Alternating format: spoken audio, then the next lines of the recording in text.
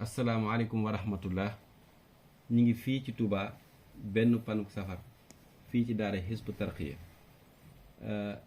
ci ndigal ñuy leeral kon lii nga xam ne mooy jumtukaay bu yees bii jëm ci luy taxawu ak a dolli jàppandal ci lu jëm ci njàngum kuréel gi.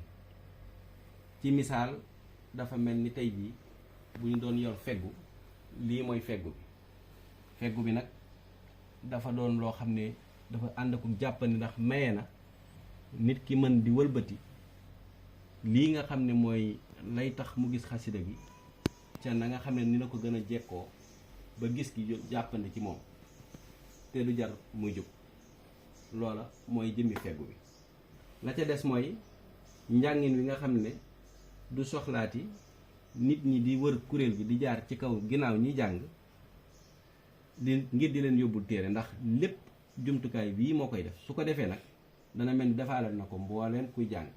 ci masaal mi ngi mel ni ñu ne lii mooy Jazbul Xulóob, Mawaahibun Naafi'a ngi nii, Muqaddimatul Amdah, Midaad yi. ñu ne kon nañ daal di ubbi Jazbul Xulóob. sama baaraam bii bu ko bësee danaa ubbi waaleel mbooleem ku ne ci kuréel gi ak lim bu nu mën a toll jumtukaay yi mati na ko. kon ñu daal di bës ubbi Jazbul Xulóob.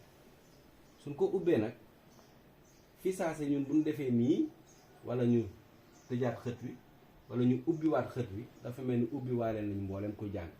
su boobaa nag waa kuréel gi ñu ñaan leen ñu jëlal ñu ay abyaat rek ci Jazbul Xulóob ñu ànd ko ñoom di ko dalee ci yaa rabbana yaa rabbana yaa rabbana. bismillah.